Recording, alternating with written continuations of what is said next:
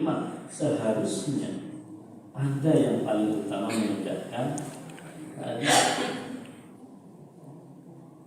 Ini ucapan Ibnu Taimiyah sangat mendalam ini. Maka dari sekian aqwal ulama, ucapan para ulama, ini yang saya pikir pandangan Al-Imam Ibnu Taimiyah.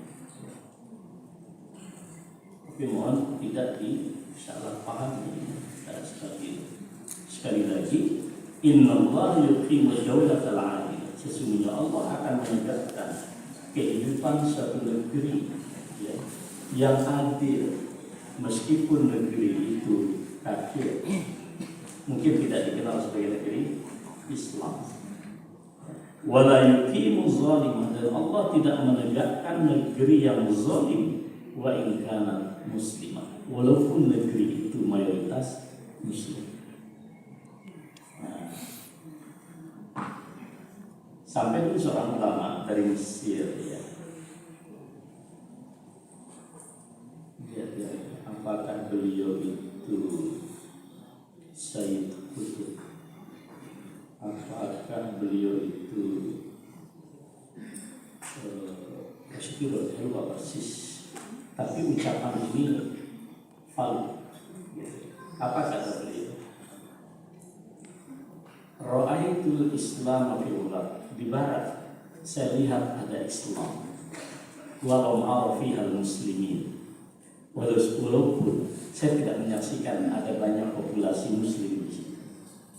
Falamma raja'tu ila al-Arab, ketika saya pulang ke negeri Arab, ra'aitul muslimin, saya saksikan banyak sekali populasi muslim, walam ma'afiha al-Islam, tapi saya tidak mendapatkan Islam di sini.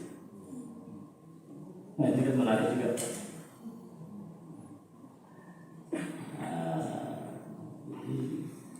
Ini penting buat kita.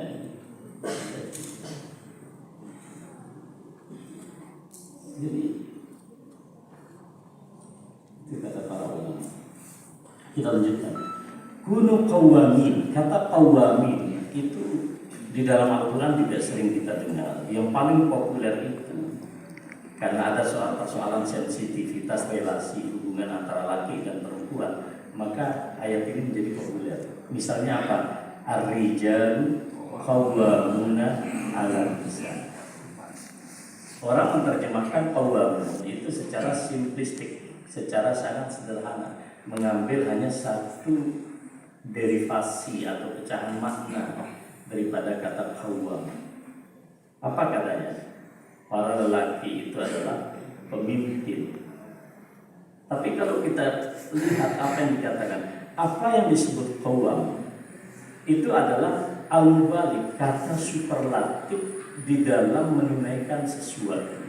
Jadi kalau saya mengatakan aqimus sholat, itu bukan sekedar melaksanakan sholat, tetapi menegakkan sholat. Jadi dari syarat, rukun sampai semua aksesoris yang berkaitan dengan salat itu semuanya ada pada diri kita, termasuk maknanya. Jadi makna sholat itu bukan sekedar Allahu Akbar selesai, karena Nabi juga pernah berdoa, Allahumma inni a'udzubika min khusyu'in nifaq. Ya Allah, aku berlindung kepadamu dari khusyuk kemunafikan. Qila ya Rasulullah, dikatakan kepada Rasulullah, wa ma khusyu'un nifaq? Apa khusyuk kemunafikan, kata para sahabat? Dia bilang khusyu'ul badan wa nifaqul qalbi. Kalau sholat badannya itu luar biasa. Bila perlu takbiratul ihram 3-4 kali diulang. Oh, enggak malu. Dulu di desa kan sering, Pak. Di desa sering dulu saya. Nah, tahu kalau di Jogja sih, wah, lepas lagi. Enggak jadi. Kadang-kadang nafasnya pun diatur. Itu badannya kalau sholat kayak begitu. Tapi di dalam hatinya menyimpan kebusukan munafik. Itu artinya, jadi fawailul lil musallin alladzina hum an salatihim sahun. Orang yang lalai tentang sholatnya, satu di antara 3 makna yang disampaikan oleh para ulama adalah orang tidak konsisten dengan makna sholat itu sendiri. Jadi kalau Allah menyatakan inna sholata tanha 'anil fahsya'i wal munkar, sholat seharusnya mencegah kemungkaran. Jadi kalau ada orang STMJ sholat terus maksiat jalan, itu la sholat lahu, itu gak bermakna sholatnya. Jadi apa yang disebut dengan qawamun? Qawamun itu di atas daripada muqimus sholat. Jadi ada orang sekedar melaksanakan, menegakkan, di atasnya lagi qawam. Jadi superlatif daripada orang yang sekedar menegakkan. Jadi kalau kita sebutkan ar-rijalu qawwamuna 'alan nisa, gitu kan, maka maknanya itu adalah para lelaki itu adalah para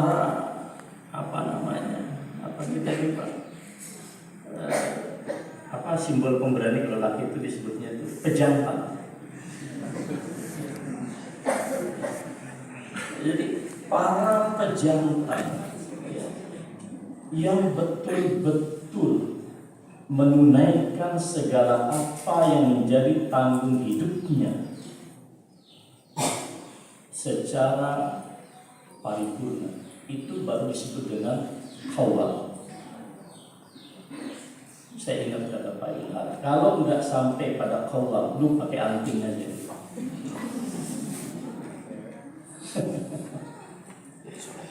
Cuman kita sering bersembunyi di balik ayat ini untuk mengeksploitasi istri kita. Saya gimana nggak marah kemarin Pak? Ada keluarga, ya bagus sih, ya senang aja sih. Walaupun saya tidak mengatakan wajib bercadar gitu. Lalu mencarikan istri kedua buat suaminya. Bla-bla dan seterusnya. Saya kenal secara pribadi. Kemudian hanya berjalan sebulan, 2 bulan, bulan ketiga, si istri ini dikembalikan begitu saja kepada keluarganya tanpa alasan. Marah saya bilang ente menista syariat.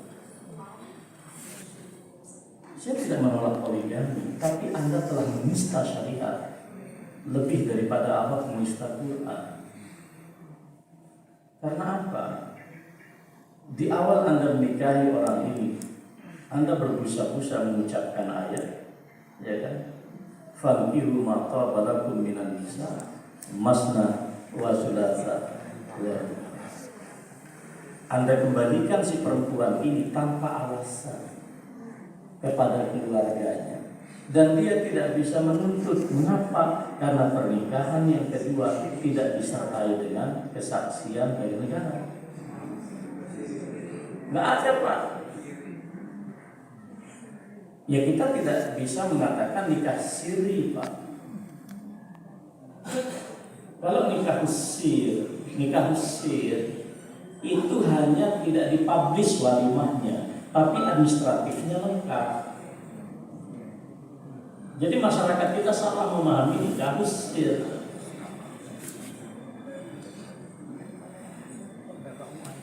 Sampai saya gak marah itu. Mau diletakkan di mana simbol jenggot dan cincang Anda kalau perempuan Anda perlakukan seperti ini? Mentalak orang tanpa sebab. Kalau itu kan enggak. Lo kok kayak gini qawwamun. Kita jujur saja Pak. Marah saya Pak. Itu sebab mengapa Majelis Tarjih Muhammadiyah mengatakan nikah siri yang semacam ini itu tidak sah secara syariat, karena pada akhirnya menzalimi perempuan. Saya kayak emosional gini karena masih ada hubungan family Pak. Saya nggak nyangka orang yang saya yakini paham agama, seorang macam-macam lah itu.